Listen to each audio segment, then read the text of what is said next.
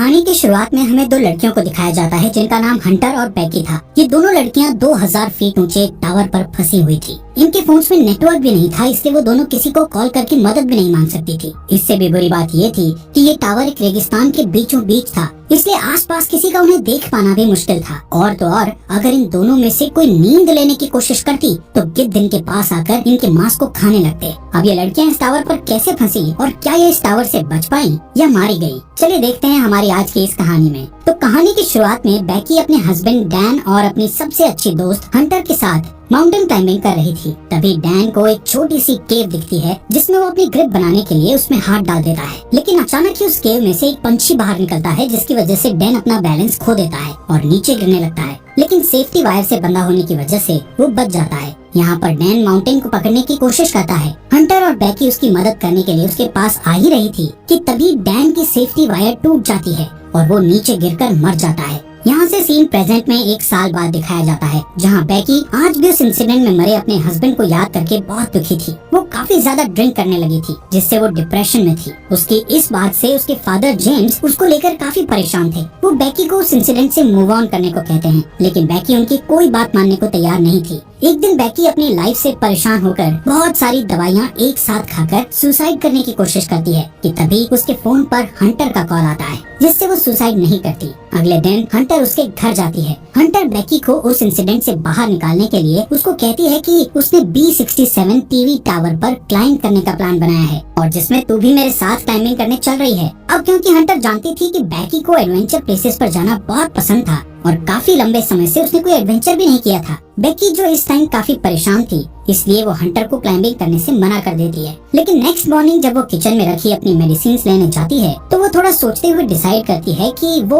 उसके साथ क्लाइंबिंग करने जाएगी। इसके बाद हंटर और बैकी दोनों उस टावर की ओर निकल जाते हैं। रास्ते में बैकी हंटर के फोन में उसकी कुछ पुरानी फोटोज देखने लगती है। जैसे ही वो स्क्रॉल करते हुए आगे और फोटोज देखती है तो हंटर की एक फोटो में वो नोटिस करती है कि हंटर के कंधे पर एक लड़के का हाथ था। बैकी हंटर से उस लड़के के बारे में पूछती है, लेकिन हंटर उसे कुछ भी बताने से मना कर देती है। तभी यहाँ बैकी के फोन पर उसके फादर का कॉल आता है, लेकिन वो कॉल पिक नहीं करती। काफी देर ड्राइव करने के बाद वो एक होटल में रात गुजारने के लिए रुकते हैं। डिनर करते वक्त बैकी को पता चलता है कि हंटर अब एक यूट्यूब ब्लॉगर है और यूट्यूब रेवेन्यू से ही वो अपनी ट्रैवलिंग का खर्च उठाती है। इसी दौरान बैकी की नजर विंडो के बाहर उस टीवी टावर पर पड़ती है जहाँ पर वो दोनों जा रही थी। हंटर बैकी को बताती है कि ये टावर यूनाइटेड स्टेट का चौथा सबसे ऊंचा टावर है। नेक्स्ट मॉर्निंग बैकी और हंटर अपनी कार में बैठकर अपना सफर जारी रखती हैं। यहाँ पर हंटर ड्राइविंग करते करते ही अपने यूट्यूब चैनल के लिए व्लॉग बनाने लगती है, जिसमें वो अपने व्यूअर्स को बताती है कि वो अपनी बेस्ट फ्रेंड के साथ उस टीवी टावर पर चढ़ने वाली है। इसके बाद फाइनली वो दोनों उस टीवी टावर के पास पहुंच जाती हैं, जहां उन्हें गेट पर एक डेंजर साइन के साथ ताला लगा हुआ मिलता है।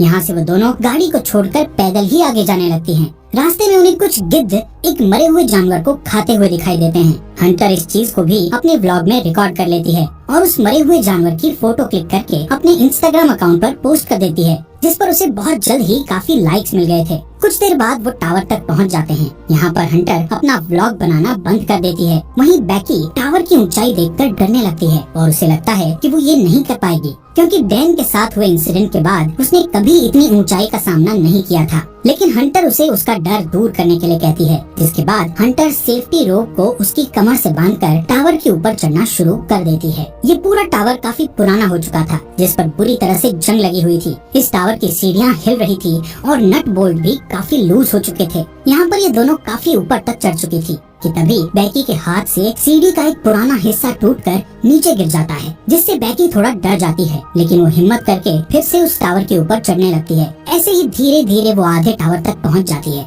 यानी 1000 फीट ऊपर, जहाँ से शहर काफी छोटा दिखाई दे रहा था। ये दोनों यहाँ पर कुछ देर आराम करती हैं और पानी पीने के बाद फिर से क्लाइंबिंग करने लगती हैं। थोड़ी देर बाद वो 1800 फीट ऊपर पहुँच चुकी थी और अब उन्हें सिर्फ 200 फीट ही ऊपर चढ़ना था। बैकी इतना ऊपर चढ़कर काफी डरने लगती है, क्योंकि वहाँ हवा बहुत तेज चल रही थी और सीढ़ियाँ भी काफी पुरानी होने की वजह से हिल रही थी। वो हंटर से कहती है कि अब उन्हें वापस नीचे जाना चाहिए, लेकिन हंटर उसे बोलती है कि अब इतने ऊपर आकर उन्हें हार नहीं माननी चाहिए। जिसके बाद वो वापस से ऊपर चढ़ने लगती हैं। यहाँ से टावर के ऊपर चढ़ने का रास्ता काफी खतरनाक था। रास्ते में लगी कुछ डिस्क को हंटर ने काफी आसानी से पार कर लिया था और अब वो बेकी को भी उन्हें पार करने में मदद कर रही थी। अब जैसे जैसे वो ऊंचाई पर जा रही थी वैसे वैसे हवा का प्रेशर भी बढ़ता चला जा रहा था, जिससे बेकी और ज्यादा डर रही थी। इसी बीच सीढ़ी के पुराने नट बोल्ट एक एक करके अपने आप निकलने लगते हैं, लेकिन इस बात से अनजान वो दोनों ऊपर चढ़ना जारी रखती हैं और फाइनली वो दोनों टावर के टॉप पर पहुंच जाती हैं,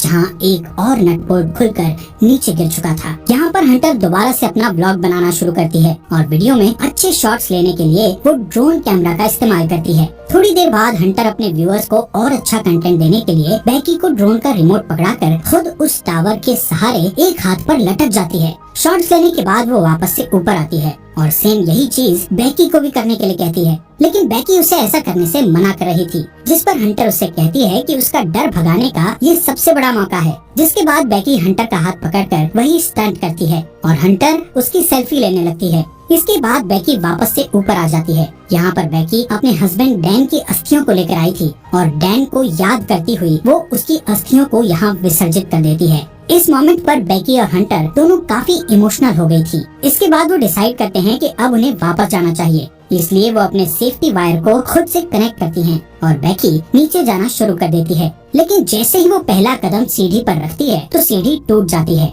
और वो सीढ़ी के साथ साथ नीचे गिरने लगती है, लेकिन हंटर किसी तरह उसे पकड़कर वापस ऊपर खींच लेती है। यहाँ पर बेकी मौत के मुंह से बचकर आई थी, जिससे वो जोर जोर से डर के मारे रोने लगती है और अचानक दोनों हंसती हैं। नीचे देखने पर उन्हें पता चलता है कि अब उनके नीचे उतरने के लिए कोई सीढ़ी ही नहीं है। वो दोनों अपने अपने फोन को चेक करती है, लेकिन उनके फोन में कोई नेटवर्क नहीं था और उनका बैग भी नीचे टावर डिस्क पर गिर चुका था, जिसमें उनके खाने पीने का सामान था। यहाँ ऊपर टावर पर उन्हें एक इमरजेंसी बॉक्स दिखता है, जिसे खोलने पर उन्हें एक दूरबीन और एक फ्लेयर गन मिलती है, लेकिन ये दोनों चीजें उनके किसी काम की नहीं थी। ये सब देखकर बेकी हंटर पर भड़क जाती है। हंटर उसे ये कहते हुए शांत करने की कोशिश करती है कि हो सकता है सीढ़ियों के नीचे गिरने की आवाज सुनकर कोई उनकी मदद करने आए और इसलिए अब हम दोनों को बस थोड़ी देर इंतजार करना होगा जब तक कि कोई आ नहीं जाता। तभी हंटर नोटिस करती है कि पिछली बार सीढ़ियों के गिरने की वजह से बेकी के पैर पर चोट लगी थी और अब उस चोट से ब्लड बाहर आ रहा था। यहाँ पर हंटर बेकी की चोट पर अपनी शर्ट बांध देती है। कुछ समय बाद बेकी हंटर से पूछती है कि उसने व्लॉगिंग क्यों शुरू की, जिस पर हंटर गलती से डैन का नाम ले लेती है, जिससे बेकी के मन में हंटर के प्रति शक बैठ जाता है। कुछ देर बाद हंटर अपना फोन चेक करती है, जहां उसने कुछ देर पहले अपनी सोशल साइट पर एक मरे हुए जानवर की फोटो अपलोड की थी, जिससे उन्हें एक आइडिया आता है कि वो अपने फोन पर एक हेल्प मैसेज टाइप करेंगे और उस फोन को रस्सी से बांधकर नीचे लटका देंगे, ये सोचकर कि शायद नीचे जाने पर फोन में सिग्नल आ जाए और उनकी पोस्ट अपलोड हो जाए। हालांकि उनकी ये कोशिश नाकामयाब हो जाती है। इसके बाद उन्हें लगता है कि जरूर जमीन पर तो नेटवर्क होगा ही, इसीलिए वो उस फोन को अपने जूते में डालकर उसके चारों ओर अपनी जुराबें फंसाकर जूते को नीचे गिरा देती हैं। यहाँ टावर पर अचानक बेकी का ध्यान हंटर के दूसरे पैर पर जाता है, जहाँ 143 का टैटू बना हुआ था, जिसे देखकर उसे याद आता है कि उसका हस्बैंड डैन हमेशा उसे आई लव यू कहने के लिए 143 कोड का इस्तेमाल करता था। लेकिन बेकी इस चीज को भी इग्नोर करके इस टावर से नीचे उतरने के लिए कोई और आइडिया सोचने लगती है। थोड़ी देर बाद उन दोनों को दूरबीन से नीचे जमीन पर टावर के पास से गुजर रहा एक आदमी और उसका डॉग दिखाई देते हैं, जिससे वो उस आदमी से मदद के लिए चिल्लाने लगती है, लेकिन इतनी ऊंचाई होने के कारण उनकी आवाज नीचे नहीं जाती। यहाँ नीचे हम देखते हैं कि हंटर ने जो फोन जूते में डालकर नीचे फेंका था वो पूरी तरह से टूट चुका था और अब उनका ये प्लान भी फेल हो चुका था। वो आदमी वहाँ से जाने लगता है। ये देखकर बेकी हेल्प के लिए चिल्लाते हुए अपने दोनों जूते उस आदमी पर नीचे फेंक देती है, ताकि उस आदमी का ध्यान ऊपर की ओर उन पर आ जाए। लेकिन वो आदमी ये नोटिस नहीं करता, क्योंकि वो किसी से कॉल पर बात कर रहा था। इसके बाद बेकी वो फ्लेयर गन चलाने लगती है, लेकिन हंटर उसे ये कहते हुए फ्लेयर गन चलाने से मना कर देती है कि अभी दिन का समय है, इसलिए किसी को भी फ्लेयर गन का पता नहीं चलेगा। इसी दौरान वो दो और आदमियों को वहाँ थोड़ी दूर नोटिस करती हैं, जो यहाँ पार्टी करने के लिए आए थे। उन्हें देखकर वो दोनों डिसाइड करती हैं कि थोड़ा अंधेरा होने पर वो इस फ्लेयर गन का इस्तेमाल करेंगी, ताकि वो लोग उन्हें नोटिस कर सकें। कुछ देर बाद रात हो जाती है और बेकी फ्लेयर गन का इस्तेमाल करती है, जिससे वो दो आदमी उन्हें देख लेते हैं। यहाँ पर बेकी और हंटर अपने हाथ हिलाते हुए और जोर जोर से चिल्लाकर उनसे मदद मांगने की कोशिश करती है। इसके बाद वो दोनों दूरबीन से देखते हुए नोटिस करती है कि वो दोनों आदमी हंटर की कार के पास जा रहे थे, जिसे देखकर दोनों खुश हो जाती है। लेकिन उनकी मदद करने के बजाय वो आदमी उनकी कार को चुराकर वहाँ से भाग जाते हैं। ये देखकर वो दोनों काफी दुखी हो गई थी और अब उन्हें जल्दी से कोई नया आइडिया भी समझ नहीं आ रहा था कि अब वो क्या करे। यहाँ पर बेकी हंटर से उसके पैर के टैटू के बारे में पूछ ही लेती है, जहाँ हंटर ये रिवील करती है कि उसका डैन के साथ 6 महीने तक अफेयर रहा था। इसके लिए वो उससे माफी मांगती है कि उसने उसके हस्बैंड के साथ हुकअप करके काफी बड़ी गलती करी। हंटर बताती है कि डैन उसे अच्छा लगता था और वो उससे प्यार भी करती थी, लेकिन डैन बेकी से ज्यादा प्यार करता था, इसलिए उसने जल्दी ही डैन से ब्रेकअप कर लिया था। बेकी ये सुनकर और भी ज्यादा डिसअपॉइंट हो जाती है कि उसकी बेस्ट फ्रेंड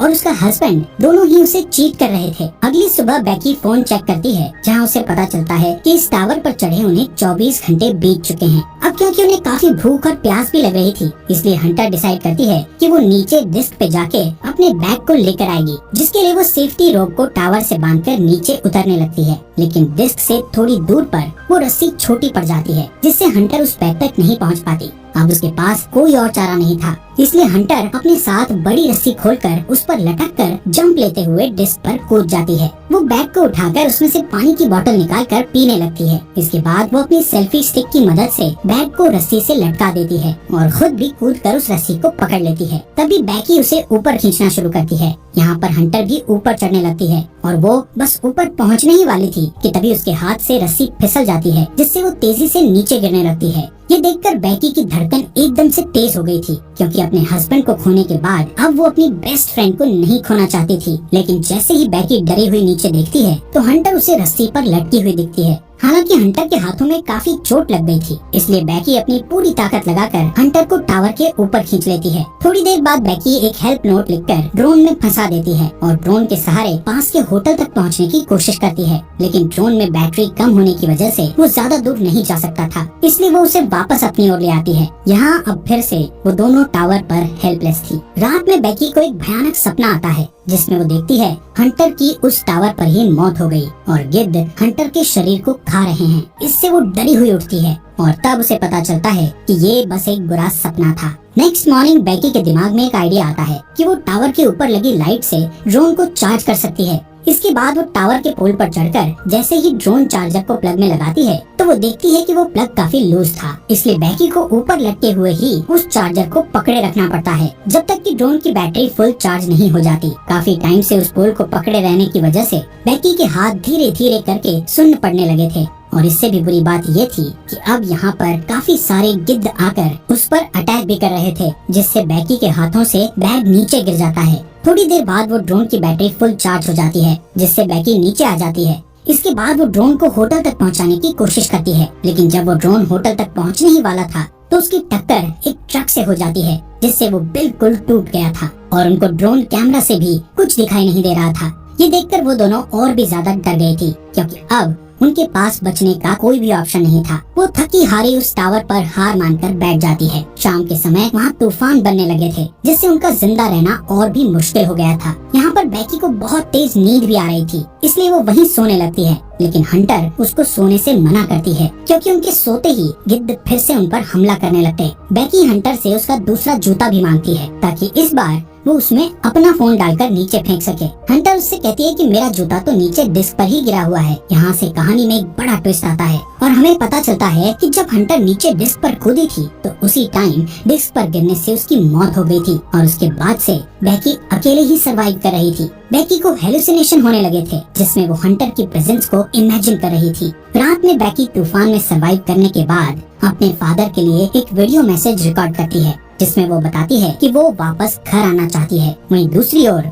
उसके फादर जेम्स भी उसको लेकर बहुत परेशान थे। अगले दिन जब बेकी इस टावर पर सोई हुई थी तब एक गिद्ध आकर बेकी की चोट पर से उसका मांस खाने लगता है, लेकिन अब क्योंकि बेकी को काफी भूख लग रही थी, इसलिए वो उस गिद्ध को जोर से पकड़कर टावर के मेटल से उसे जान से मारकर खाने लगती है, जिससे उसमें थोड़ी जान आती है और वो रस्सी के सहारे नीचे डिस्क पर उतरती है, जहाँ हंटर की डेड बॉडी पड़ी थी। इसके बाद वो अपने डैड जेम्स को मैसेज करती है कि वो इस टावर पर फंसी हुई है और अपने फोन को हंटर के जूते में डाल देती है, लेकिन इस बार वो उस जूते को हंटर की डेड बॉडी में घुसाकर उसकी डेड बॉडी को नीचे फेंक देती है। इसके बाद रात में उसके फादर जेम्स को बेकी का मैसेज मिलता है और वो जल्दी से पुलिस को कॉल करके वहाँ टावर तक पहुँचता है। अब जैसे ही वो उस टावर तक पहुँचता है तो देखता है कि पुलिस एक डेड बॉडी को कवर कर रही थी। ये देखकर उसे लगता है कि ये उसकी बेटी बैकी की डेड बॉडी है जो जिंदा नहीं बच पाई। तभी उसे अपनी बेटी पुलिस की कार के पास दिखाई देती है, जिसके बाद वो दोनों एक दूसरे को गले लगाते हैं और इसी के साथ ये अमेजिंग मूवी यहीं पर खत्म हो जाती है। दोस्तों, हमारे फॉक्स एक्सप्लेनर हिंदी चैनल को सब्सक्राइब करना मत भूलना।